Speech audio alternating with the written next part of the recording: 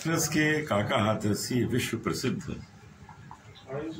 कवि रहे हैं, लेकिन एक और उनकी विशेषता कि वो शास्त्रीय संगीत के क्षेत्र में भी बहुत जाने माने व्यक्ति हैं।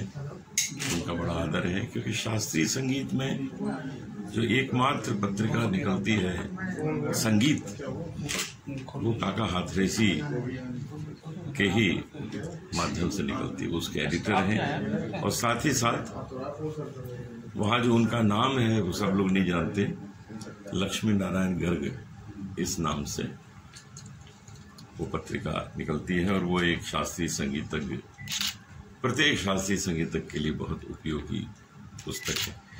तो मैं उसके लिए भी काका हाथरसी जी को नमन करता हूँ। हाथरस हींग के लिए बहुत प्रसिद्ध है। यहाँ की जो हींग है वो जरा सी डाल दीजिए तो सारे हिंदुस्तान में महकने लगती है। हम भी यहाँ की हींग इस्तेमाल करते हैं। जब पिछली बार आए थे तो हम लेके गए थे यहाँ से। और किसी को पूछना है सर? कोई आपके द्वारा इस बार नया भजन? हाँ, कौन सा तैयार किया? तुलसी की रामायण बोले, रामचरित अपनाओ, धर्म कर्म की मर्यादा में जीवन सफल बनाओ। ये मैं आपको आज सुनाऊंगा। जी, एक सवाल और कि अब आप भजन सम्राट रहे हैं, अब म्यूजिक ज़्यादा तेज हो जाता है, उसमें लिरिक्स जो है खो जाते हैं। देखिए, वही चीज़ अमर होगी जो हृदय तक पहुँचेगी, और हृदय तक वही पहुँचेगी जो सरल होगी, जिसमें बहुत ज़्यादा धूम धड़ाका नहीं होगा। तो हम हमेशा शब्दों को महत्व देते हैं। कवि और जो संत कवि लोग हैं जिन्होंने जो लिखा है, कवित्रियाँ हैं, मीराबाई हैं, उन्होंने जो लिखा है, उनकी रचनाओं को हम सुंदरता से प्रस्तुत करने की कोशिश करते हैं। कई बार हम गए टीवी चैनल पे जो चल रहे हैं आजकल। अभी सुर संग्राम में हम आने वाले हैं, 3 दिन बाद ही उसकी शूटिंग है। सुर संग्राम भोजपुरी संगीत के लिए किया जाता है, और इसके पहले भी हमने श्रेया घोषाल को चुना था। सारेगामा में भी हम गए हैं, हर एक में गए हैं, लेकिन हम बहुत ज़्यादा समय इसलिए नहीं जा पाते कि हम दुनिया भर में बहुत घूमते हैं, बहुत कार्यक्रम करते हैं। तो हमारे लिए कठिन है कि उसमें बार बार आना। कभी कभी जाते हैं। अभी इंडिया गॉट टैलेंट में थे हम 15-20 दिन पहले, देख नहीं पाए। तो सबसे ज़्यादा पसंदीदा भजन आपका कौन सा है? मेरा सबसे ज़्यादा पसंदीदा है ऐसी लागी लगन, मीरा हो गई मगन, वो तो गली गली हरि गुन गाने लगी, ऐसी लागी लगन, मीरा हो गई मगन। वो प्रोग्राम बना जो है युवा पीढ़ी आजकल जो भजन आ रहे हैं, तो वो बिल्कुल एकदम जैसे भैया ने बोला कि म्यूज़िक ज़्यादा है, शब्द समझ में नहीं आ रहे हैं, डांस वाले हो रहे हैं।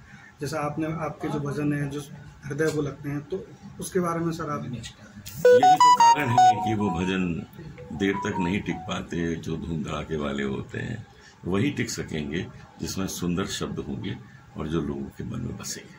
सर एक क्वेश्चन और था, जैसे आप देश में विदेशों में भी आपने बहुत सारे कॉन्सर्ट किए हैं, तो भारत जैसे अपनी संस्कृति के लिए देश विदेशों में जाना जाता है, तो कहीं ऐसा कुछ वाकया हुआ है कि जहाँ पे आपको विदेश में भारत के लिए एकदम गर्व फील हुआ हो? बहुत गर्व फील होता है। हम विदेशों में जाते हैं, हम देखते हैं कि वहाँ छोटे छोटे बच्चे भी भजन गा रहे हैं, ऐसी लागे लगन गाते हैं हमारे साथ, तो बड़ी खुशी होती है। अब हमने मिशन तैयार किया है, उसका नाम है ओमकारम। के माध्यम से हम देश के जितने भी नदियों के घाट हैं वहाँ हम कार्यक्रम प्रस्तुत करेंगे और उन शहरों की प्रतिभाओं को सामने लाएंगे।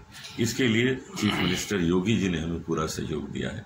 2 दिन पहले हमारी उनकी मीटिंग थी गोरखपुर में, उनका पूरा सहयोग मिला है और हम ओमकारम के माध्यम से नई प्रतिभाओं को सामने लाएंगे। तो ये सिर्फ यूपी के लिए रहेगा या ये पूरे देश के लिए होगा?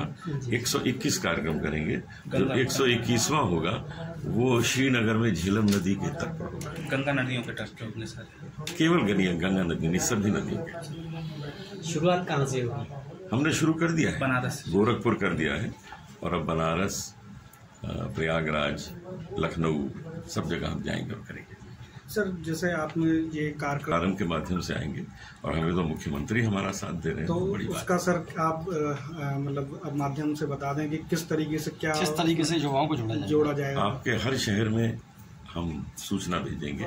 यहाँ के जो स्टेब्लिश आर्टिस्ट हैं उनको कांटेक्ट करेंगे कि आप वहाँ की नई प्रतिभाएं बताइए, वो बताएंगे और हम उनका ऑडिशन लेके उनको प्रस्तुत करेंगे।